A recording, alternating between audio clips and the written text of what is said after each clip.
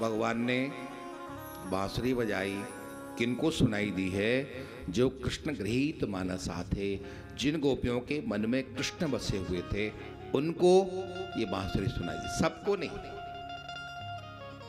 आप इस वृंदावन में बैठे हो, यहाँ बांसुरी बज रही है, ऐसा नहीं है कि बांसुरी नहीं बज रही है, लेकिन सुनाई कब देगी?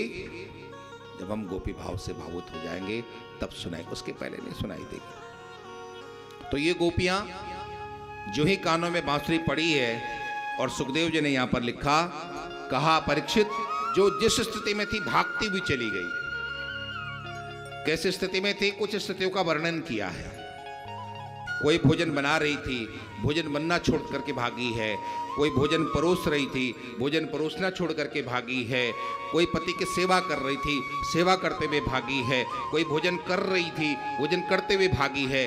कोई घर का लेपन कर रही थी, लेपन करते हुए भागी है। कोई बर्तन धो रही थी, बर्तन धोते हुए भागी है। किसी ने केवल एक आंख में अंजन लगाया है, काजल लगाया है, और एक ही आंख में लगा रह गया और भागती भी चली गई। इससे यह सिद्ध होता है कि ये लौकिक क्रिया नहीं है, ये अलौकिक क्रिया है। कोई भी महिला बिना श्रृंगार के किसी समाज में जाती है? आप में ऐसा कोई ऐसा बैठा है कि यहाँ पता चला कि 3 बजे कथा होनी है तो जल्दी जल्दी में केवल एक ही आंख में काजल लगाया है? नहीं है ना? कोई हो सकता है? नहीं, क्योंकि आपको पता है कि हम यहाँ शरीर से जा रहे हैं। लेकिन वहां जो गोपियां गई हैं वो शरीर से नहीं गई हैं। उन्हें पता है कि हम जिसके पास जा रहे हैं वो बाहर का श्रृंगार नहीं देखता है, वो हमारे अंदर का श्रृंगार देखता है। यहां आप बैठे हो, आपको बाहर से समझा जाएगा, बाहर से जज किया जाएगा, लेकिन परमात्मा के आगे आपको बाहर से जज नहीं किया जाएगा, आपको अंदर से जज किया जाएगा। आप अंदर से कैसे? जो बाहर के देखता है वो जीव है, जो अंदर के देखता है वो शिव है। परमात्मा बाहर का देखने लग जाए तो शायद उसे शूर्पणखा को भी स्वीकार कर लेना चाहिए था। शूर्पणखा बहुत सुंदर भगवान के सामने बन करके गई थी, लेकिन भगवान ने शूर्पणखा को स्वीकार नहीं किया, बल्कि उसके नाक कान कटवा दिए। और वहीं ये गोपियां, इन्होंने बाहर का कोई श्रृंगार नहीं किया है, बिना श्रृंगार किए कृष्ण के पास गई हैं, तो भगवान कृष्ण ने अपने हाथों से इनका श्रृंगार किया है। क्यों? क्योंकि ये गोपियां निर्मल हृदय, किसी ने भी कोई श्रृंगार बाहर का नहीं किया, सब भगवान के पास वैसी चली गई हैं। उन्हें पता है जिसके पास हम जा रही हैं ये बाहर का श्रृंगार तो देखता ही नहीं, तो हमारे निर्मल हृदय को देखता। और वो सभी गोपियां दौड़ी दौड़ी भगवान के पास पहुंची। कुछ गोपियों को नहीं जाने दिया गया तो उन्होंने तत्काल अपना ये स्थूल शरीर छोड़ा और सूक्ष्म शरीर से वहां पर पहुंच गई। इतना अनन्य प्रेम कृष्ण के प्रति, कानों में बांसुरी सुनी, छोड़ दिया सब कुछ, और जिनके परिवार वालों ने उनको जाने नहीं दिया, उन्होंने ये शरीर छोड़ दिया। ठीक है, ये शरीर तुम्हारा है, तुम्हारे परिवार में मैंने जन्म लिया, या तुम्हारे साथ हमारा विवाह हुआ है, तो इस शरीर से तुम्हारा नाता है, ये शरीर ही हम नहीं रखते हैं। और ये शरीर छोड़ा और सूक्ष्म शरीर से वहां पर पहुंची हैं। और यहां पर लिखा है क्षीण मंगलाहा, उनकी मंगल भी समाप्त हो गई। वैराग्य आपको 4 तरीके से होता है। पहला है विवेक पूर्वक, आपकी बुद्धि जागृत हो जाए, ये हम संसार में आए किस लिए थे, हम क्या कर रहे हैं, और ये जागृत हो जाता है, व्यक्ति साधु बन जाता है। इसको कहते हैं विवेक पूर्वक वैराग्य हो जाना। जैसे आप यहां पर आए हो, किस लिए आए हो? यहां कथा सुनने आए हो ना? कथा सुनने आए यहां पे, और यहाँ कथा सुन नहीं रहे हो आप, यहाँ आप पता चल रहा कि सो रहे हो, और फिर आपके अचानक आपका दिमाग कभी खराब ज्यादा हो जाए, कह रहे हम किस लिए आए थे और क्या कर रहे थे, तो फिर आप बिल्कुल ऐसा आंखें फाड़ के रहोगे, यहाँ पे बिल्कुल नींद आने नहीं दोगे कि हम किस लिए आए थे और क्या कर रहे हैं हम। उसी तरह से जब हमारा विवेक जागृत होता है, हमें पता चलता था कि हम संसार में आए किस लिए थे, हम क्या कर रहे हैं। आए थे हरि भजन को ओटन लगे कपास, आए थे हम यहाँ प्रभु स्मरण करने के लिए, मोक्ष तक जाने के लिए, और पता चला कि हम यहीं उलझे पड़े। तो उससे भी वैराग्य हो जाता है। इसे कहते हैं विवेक पूर्वक वैराग्य हो जाना। और एक है दोष दृष्टि पूर्वक, जिस चीज में आपको दोष दिखाई दे जाता है फिर आप उसको छोड़ देते हो। भगवान बुद्ध को दोष दिखाई दिया था, भगवान बुद्ध ने देखा कि यहाँ लोग बूढ़े हो जाते हैं तो बहुत खराब संसार है, यहाँ लोग रोगी हो जाते हैं, ये बहुत खराब संसार है। यहाँ लोग मर जाते हैं, ये बहुत खराब संसार है। सब जगह भगवान बुद्ध को दोष दिखाई दिया और भगवान बुद्ध एक राजकुमार और छोड़ करके चला गया और भगवान बुद्ध बन करके वो फिर समाज में आए। दोष दृष्टि भी जहां पर आपके हो जाती है, आप उसको छोड़ देते हो। अरुचि पूर्वक आपको अरुचि हो जाए,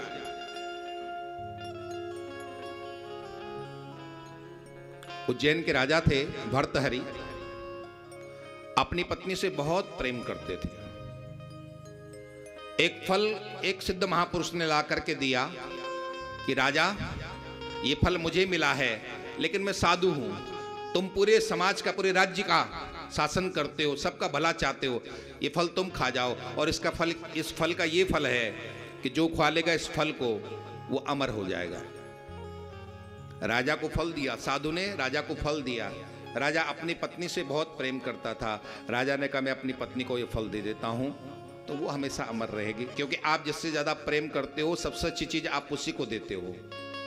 होता है कि नहीं होता? आप जिससे सबसे ज्यादा प्रेम करते हो उसी को सबसे अच्छी चीज आपको मिले तो आप उसी को देने का प्रयास करोगे। तो राजा अपनी पत्नी से बहुत प्रेम करता था और वो फल उसने राजा ने अपनी पत्नी को दे दिया।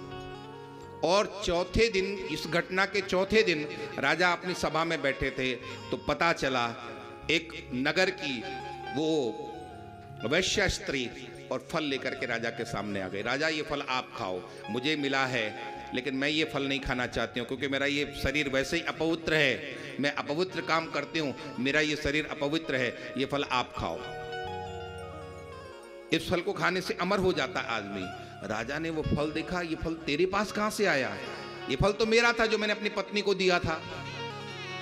और उसी समय धीरे धीरे करके पूरी बात खुल करके सामने आ गई। राजा अपनी पत्नी से प्रेम करता था, राजा ने अपनी पत्नी को प्रेम फल दिया और वो पत्नी राजा से प्रेम नहीं करती थी बल्कि सेनापति से प्रेम करती थी। उसने वो फल सेनापति को दिया। सेनापति उस रानी से प्रेम नहीं करता था, उस वैश्या से प्रेम करता था, इसलिए उसने उस फल उस वैश्या को दे दिया। और वैश्या चाहती थी कि मेरा यह नारकीय देह है, मैं इस खा करके क्या करूंगी, और उसने राजा को ला करके दिया। सबको इकट्ठा किया राजा ने, अपनी पत्नी को भी और सेनापति को। और तब राजा ने ये कहते हुए राज्य छोड़ा, याम चिंतयामि सततम मयि सा विरक्ता साप्यन्यमिच्छति जनम सजनोन्यसक्तः अस्मत्कृते च परितुष्यति काचिदन्या धिक्ताम च तम च मदनम च इमाम च माम च। जिसको मैं 24 घंटे प्यार करता हूं वो मुझसे प्यार नहीं करती है। और दुख की बात है वो भी जिससे प्यार करती वो उससे प्यार नहीं करता। याम चिंतयामि सततम मयि सा विरक्ता साप्यन्यमिच्छति जनम सजनोन्यसक्ता। धिक्कार है मुझे, धिक्कार है मेरी इस पत्नी को, धिक्कार इस सेनापति को, धिक्कार इस वैश्या को। और सब कुछ छोड़ करके बाबा जी बन गए। इसको कहते हैं अरुचि पूर्वक। आपको जिस चीज से अरुचि हो जाती है आप उसको भी छोड़ दीजिए। और चौथा है भगवत रुचि पूर्वक। आपकी जहां पर भगवत रुचि हुई, परमात्मा के चरणों से प्रेम हुआ और फिर आप सब कुछ छोड़ देते हो। मीराबाई ने छोड़ा था ना, मेरे तो गिरधर गोपाल दूसरो न कोई, जाके सिर मोर मुकुट मेरो पति सोई। और मीराबाई ने सब कुछ छोड़ा, चली आई है इस वृंदावन में। और गोपियों ने भी सब कुछ छोड़ा और वृंदावन में चली आई। क्षीण मंगलाहा, मुक्ति के लिए हमारे मंगल भी, हमारे पुण्य भी बाधक हैं, इसलिए गोपियों के मंगल भी समाप्त हो गए और फिर भगवान के चरणों में वो गई।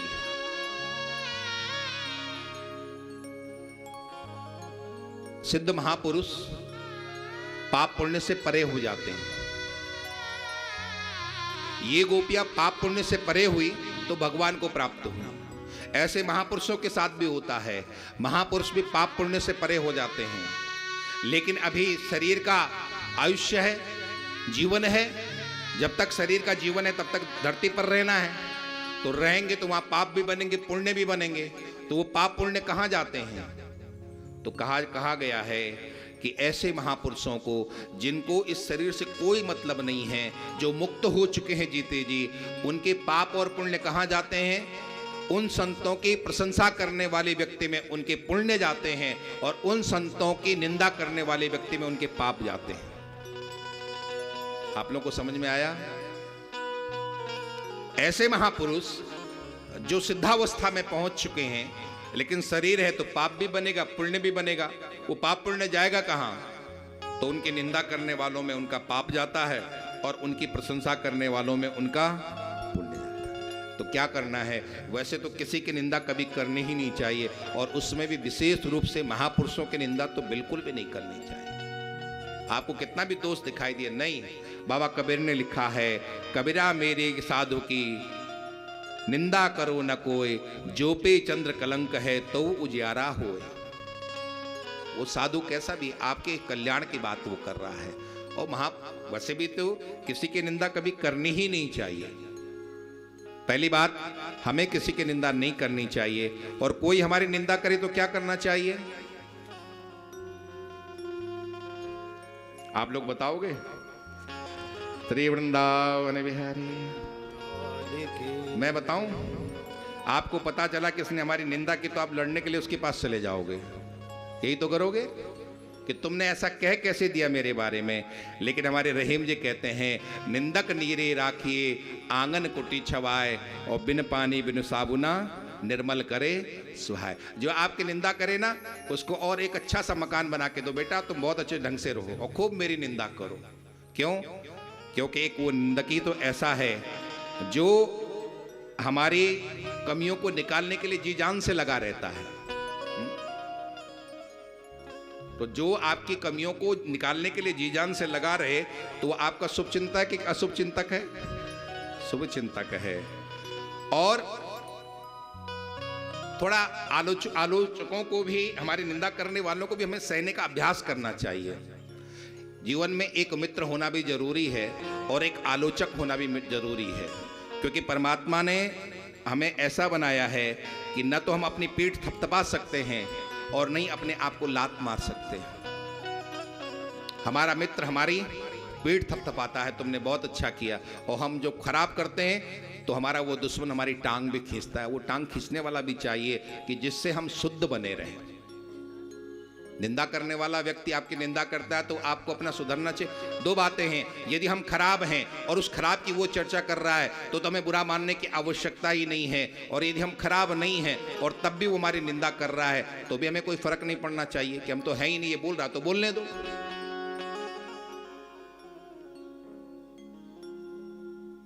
एक छोटा बच्चा मेरे पास आया, कहा महाराज हमारी बहन को समझाओ आप। मैंने कहा क्यों? कहा मुझे कुत्ता कुत्ता रोज कहती है ये। छोटा बच्चा आया, उसने सोचा महाराज जी समझाएंगे तो समझेगी, तो कहा अपनी मेरी बहन को समझाए, मुझे कुत्ता कुत्ता कहती रहती है हमेशा। तो मैंने कहा बेटा तू कुत्ता है? कहा नहीं मैं कुत्ता नहीं। तो मैंने कहा तू कुत्ता नहीं तो क्यों कुत्ते कहने से चिढ़ता है? चिढ़ो मत। अब उस बेटे ने मानी कि नहीं मानी बात ये तो मुझे नहीं पता, लेकिन जो कहना था वो मैंने उससे कही। यही तो समझा सकता हूँ, और क्या समझा सकता हूँ मैं। कोई आपका बुराई करे ना, कभी कभी किसी के घर में कोई नींबू छोड़ जाता है तो आदमी बिल्कुल बावला हो जाता है, अरे क्या कर दिया। दुनिया में सबसे खुशी इंसान जानते कौन है? सबसे ज़्यादा खुशी इंसान वो है कि कोई आप पर कुछ कर कुरा करके नींबू फेंके ना, और आप उस नींबू को शिकंजी बना के पी जाओ, वो सबसे खुशी इंसान है। अरे किसी के बुरा करने से बुरा होने वाला होता तो आज तक दुनिया में कोई जिंदा ही नहीं रहता। किसी के बुरा करने से कभी बुरा होता नहीं है। आप तो हिम्मत ना हारिए, राम ना बिसारिए, और अपना मार्ग आप कुत्ते भूखते हैं भूखने दीजिए। श्री वृंदावन विहारी।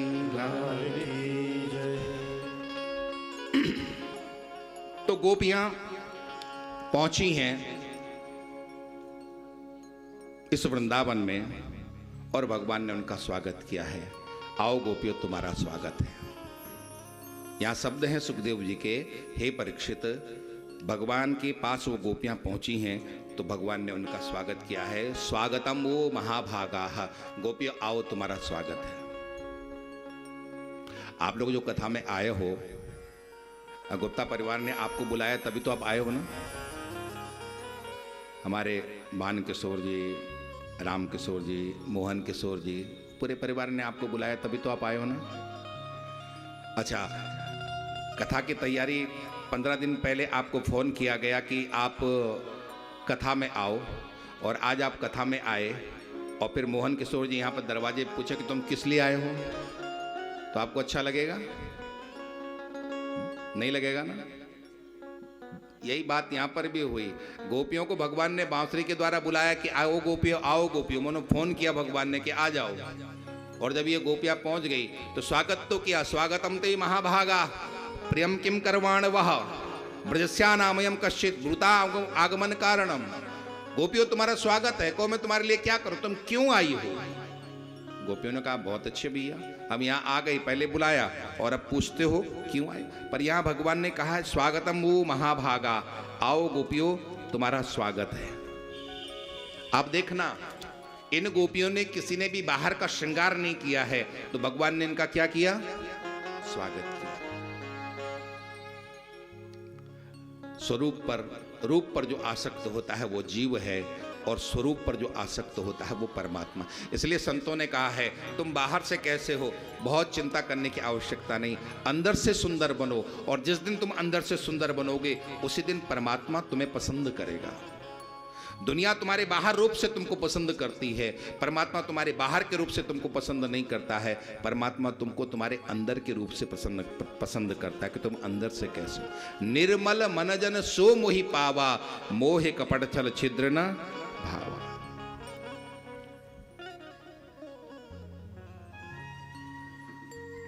चलो मैं कुछ आपके मतलब की बात कह दूं, ठीक है?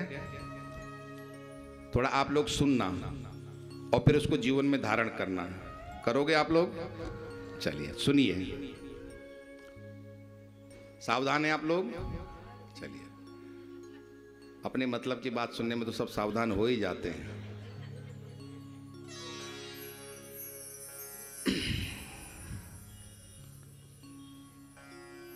क्यों इतना वक्त गुजारते हो, क्यों इतना वक्त गुजारते हो देखते हुए खुद को आईने में?